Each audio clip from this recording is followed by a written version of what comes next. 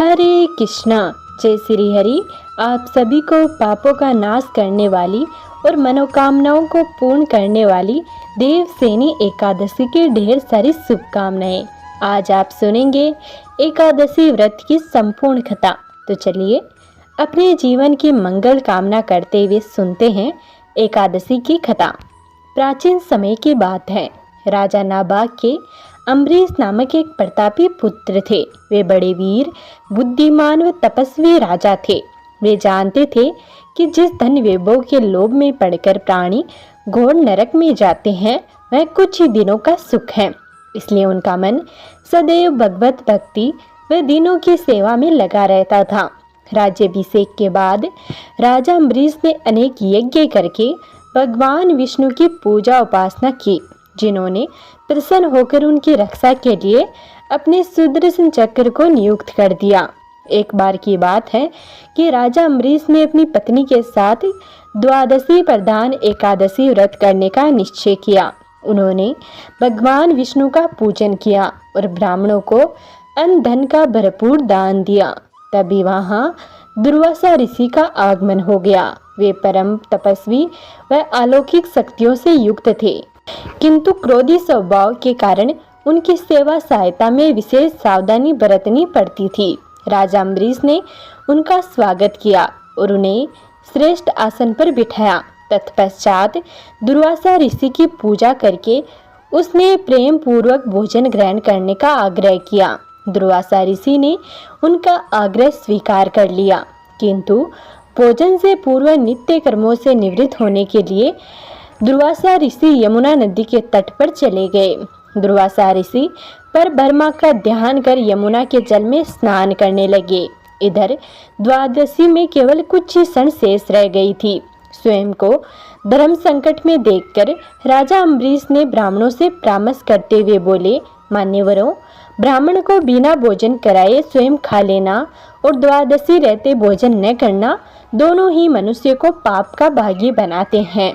इसलिए इस समय आप मुझे कोई ऐसा उपाय बताइए जिससे कि मैं पाप का भागी न बन सकूं। ब्राह्मण बोले, राजन, शास्त्रों में कहा गया है कि पानी भोजन करने के सम्मान भी है और सम्मान नहीं भी है। इसलिए इस समय आप जल पीकर द्वादशी का नियम पूर्ण कीजिए। यह सुनकर राजा अम्बरीश ने जल पी लिया और दुर्वासा ऋषि की प्रतीक्षा करने लगे। और जब दुर्वासा ऋषि वापस लौटे तो उन्होंने अपने तपोबल से जान लिया कि राजा अम्बरीश भोजन कर चुके हैं। अतः दुर्वासा ऋषि क्रोधित हो उठे और कटु स्वर में बोले, दुष्ट अम्बरीश, तू धन के मद में चूर होकर स्वयं को बहुत बड़ा मानता है। तूने मेरा तिरस्कार किया है, मुझे भोजन का निमंत्रण दिया, लेकिन मुझसे पहले स्वयं भोजन कर लिया। अब देख, मैं तुझे तेरी दुष्टता का दंड देता हूँ। क्रोधित दुर्वासा ऋषि ने अपनी एक जटा उखाड़ी और राजा अम्बरीश को मारने के लिए एक भयंकर विकराल कृत्या उत्पन्न की। कृत्या तलवार लेकर राजा अम्बरीश की ओर बढ़ी, किंतु वे बिना विचलित हुए मन ही मन भगवान विष्णु का स्मरण करते रहे। जैसे कृत्या ने उनके ऊपर आक्रमण करना चाहा, राजा अम्बरीश का रक्षक सुदर्शन चक्र सक्रिय हो गया और पल भर में उसने कृत्या को जलाकर भस्म कर दिया। जब दुर्वासा ऋषि ने देखा कि चक्र तेजी से उन्हीं की ओर बढ़ रहा है तो वे भयभीत हो गए। अपने प्राणों की रक्षा के लिए दुर्वासा ऋषि आकाश, पाताल, पृथ्वी, समुद्र, पर्वत, वन आदि अनेक स्थानों पर शरण लेने गए, किंतु सुदर्शन चक्र ने उनका पीछा नहीं छोड़ा। घबराकर दुर्वासा ऋषि ने ब्रह्मा जी से रक्षा की गुहार लगाई। ब्रह्मा जी प्रकट हुए, किंतु असमर्थ होकर बोले, वत्स, भगवान विष्णु द्वारा बनाए गए नियमों में मैं बंधा हुआ हूँ। प्रजापति इंद्र, सूर्य आदि सभी देवगण भी इन नियमों का उल्लंघन नहीं कर सकते। हम नारायण की आज्ञा अनुसार ही सृष्टि के प्राणियों का कल्याण करते हैं। इस प्रकार भगवान विष्णु के भक्त के शत्रु की रक्षा करना हमारे वश में नहीं है। ब्रह्मा जी की बातों से निराश होकर दुर्वासा ऋषि भगवान शंकर की शरण में गए। पूरा वृतांत सुनने के बाद महादेव ने उन्हें समझाया कि हे ऋषिवर, यह सुदर्शन चक्र भगवान विष्णु का शस्त्र है, जो कि उनके भक्त जन की रक्षा करता है। इसका तेज सभी के लिए असहनीय है। अतः उचित होगा कि आप स्वयं भगवान विष्णु की शरण में जाए।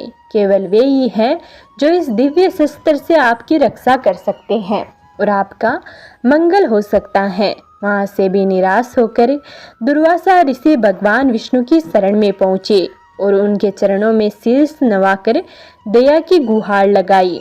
आतर्त्व स्वर में दुर्वासा ऋषि बोले, भगवान, मैं आपका अपराधी हूँ। आपके प्रभाव से अनभिज्ञ होकर मैंने आपके परम भक्त राजा अम्बरीश को मारने का प्रयास किया। हे दयानिधे, कृपा करके मेरी इस दुष्टता को क्षमा करे, मेरे प्राणों की रक्षा कीजिए। भगवान नारायण ने दुर्वासा ऋषि को उठाया और समझाया, मुनिवर, मैं सर्वदा भक्तों के अधीन हूँ। मेरे सीधे साधे भक्तों ने अपने प्रेम पास में मुझे बांध रखा है। भक्तों का एकमात्र आश्रय मैं ही हूँ। अतः मैं स्वयं अपने व देवी लक्ष्मी से भी बढ़कर अपने भक्तों को चाहता हूँ। जो भक्त अपने बंधु बांधुओं और समस्त भोग विलास त्याग कर मेरी शरण में आ गए हैं, उन्हें किसी प्रकार छोड़ने का विचार मैं कदापि नहीं कर सकता। यदि आप इस विपत्ति से बचना चाहते हैं तो मेरे परम भक्त अम्बरीश के पास जाइए। उनके प्रसन्न होने पर आपकी कठिनाई अवश्य ही दूर हो जाएगी। नारायण की सलाह पाकर दुर्वासा ऋषि अम्बरीश के पास पहुँचे और अपने अपराध के लिए क्षमा मांगने लगे। परम तपस्वी महर्षि दुर्वासा की यह दुर्दशा देखकर राजा अम्बरीश को अत्यंत दुख हुआ। उन्होंने सुदर्शन चक्र की स्तुति की और प्रार्थना पूर्वक आग्रह किया कि वह अब लौट जाए। उनकी स्तुति से प्रसन्न होकर सुदर्शन चक्र ने अपनी दिशा बदल ली और दुर्वासा ऋषि को भय मुक्त कर दिया। जब से दुर्वासा ऋषि वहां से गए थे, तब से राजा अम्बरीश ने भोजन ग्रहण नहीं किया था। वे ऋषि को भोजन कराने की प्रतीक्षा करते रहे। उनके लौटकर आ जाने व भयमुक्त हो जाने के बाद राजा अम्बरीश ने सबसे पहले उन्हें आदर पूर्वक बैठाकर उनकी विधि सहित पूजा की और प्रेम पूर्वक भोजन कराया। राजा के इस व्यवहार से ऋषि दुर्वासा अत्यंत प्रसन्न हुए और उन्हें अनेकानेक आशीर्वाद देकर वहां से विदा हो गए। तो प्रेम से बोलिए भगवान विष्णु की जय, एकादशी माता की जय। अब सुनिए देवसेनी एकादशी की कथा। एक बार धर्मराज युधिष्ठिर ने भगवान श्री कृष्ण से कहा, हे मधुसूदन, आपके श्रीमुख से आषाढ़ माह के कृष्ण पक्ष को आने वाली योगिनी एकादशी का माहात्म्य सुनकर मैं भाव विभोर हो गया। अतः आप मुझे अब आषाढ़ माह के शुक्ल पक्ष को आने वाली एकादशी के बारे में बताइए। इस एकादशी को किस नाम से जाना जाता है? इस एकादशी का क्या महात्म्य है? मुझे विस्तार पूर्वक समझाइए।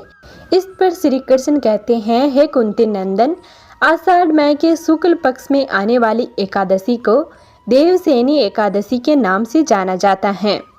इस एकादशी पर मैं अपनी शयन मुद्रा में क्षीर सागर में शयन करता हूँ और आने वाली देवोत्थानी एकादशी के पर्व पर जागृत अवस्था में आता हूँ। अब मैं तुम्हें इस दिव्य एकादशी की कथा सुनाने जा रहा हूँ जो परमपिता ब्रह्मा जी ने नारद जी को कही थी। उसी कथा का वर्णन मैं तुमसे करने जा रहा हूँ। तुम इसे ध्यान पूर्वक सुनना।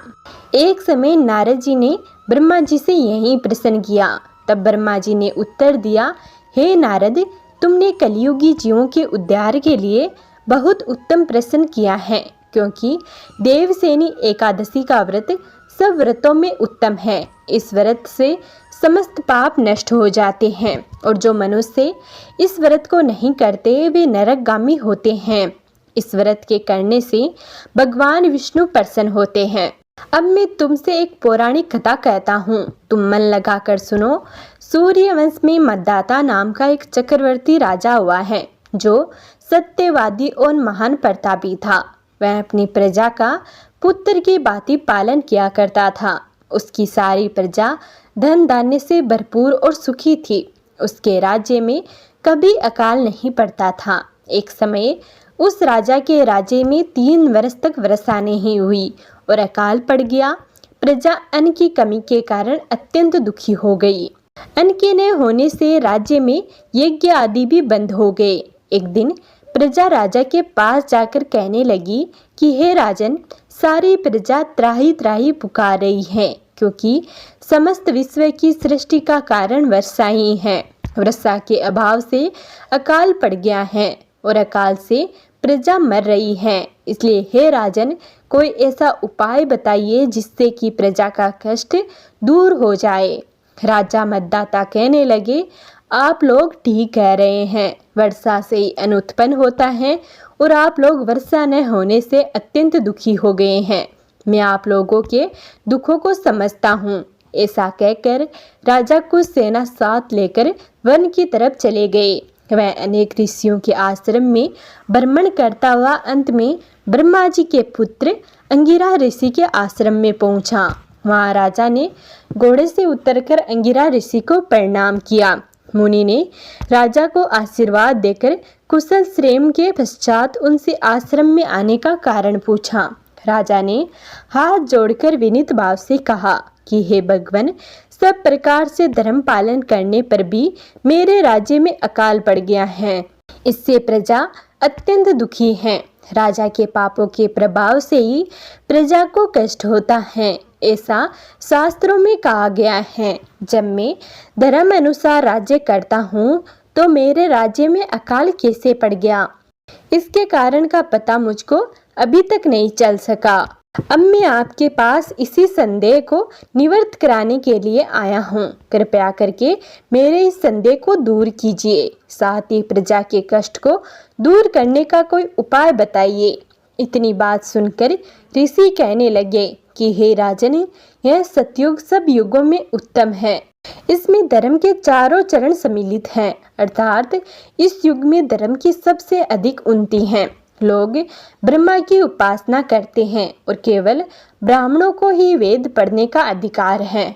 ब्राह्मण ही तपस्या करने का अधिकार रख सकते हैं, परंतु आपके राज्य में एक शूद्र तपस्या कर रहा है। इसी दोष के कारण आपके राज्य में वर्षा नहीं हो रही है। इसलिए यदि आप प्रजा का भला चाहते हो तो उस शूद्र का वध कर दो। इस पर राजा कहने लगा कि महाराज, मैं उस निरपराध तपस्या करने वाले शूद्र को किस तरह मार सकता हूँ? आप इस दोष से छूटने का कोई दूसरा उपाय बताइए। तब ऋषि कहने लगे कि हे राजन, यदि तुम अन्य उपाय जानना चाहते हो तो सुनो। आषाढ़ माह के शुक्ल पक्ष की एकादशी को देवसेनी एकादशी का विधि पूर्वक व्रत करो। व्रत के प्रभाव से तुम्हारे राज्य में वर्षा होगी और प्रजा सुख प्राप्त करेगी, क्योंकि इस एकादशी का व्रत सब सिद्धियों को देने वाला है और समस्त उपद्रवों का नाश करने वाला है। इस एकादशी का व्रत तुम प्रजा सेवक तथा मंत्रियों सहित करो। मुनि के इन वचनों को सुनकर राजा अपने नगर को वापस आया और उसने विधि पूर्वक देवसेनी एकादशी का व्रत किया। उस व्रत के प्रभाव से वर्षा हुई और प्रजा को सुख पहुंचा। अतः इस मास की एकादशी का व्रत सब मनुष्यों को करना चाहिए। यह व्रत इस लोक में भोग और परलोक में मुक्ति को देने वाला है। इस कथा को पढ़ने और सुनने से मनुष्य के सभी पापों का नाश हो जाता है। तो प्रेम से बोलिए, भगवान श्री हरि विष्णु की जय, एकादशी माता की जय। अब सुनिए तुलसी माता की कहानी। प्राचीन समय की बात है। एक गांव में एक बूढ़ी महिला रहती थी। वह प्रतिदिन पूजा पाठ किया करती थी। वह रोज तुलसी माँ की पूजा किया करती और तुलसी माता से कहती, हे तुलसी माता, सत की दाता, मैं तेरा बिड़वा सींचती हूँ, मुझे बहू दे, पीले रंग की धोती दे, मीठा ग्रास दे, वे कुंड में वास दे, अच्छी मौत दे, चंदन का काठ दे, अच्छा राज दे, खाने को दाल भात दे और 11 के दिन कृष्ण का कांदा दे।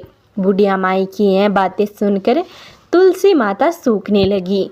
तुलसी माता को यूँ सूखते देखकर भगवान ने पूछा कि हे तुलसी, तुम दिन प्रतिदिन क्यों सूखती जा रही हो? तुलसी माता ने कहा कि बस मेरे मन की मत पूछो।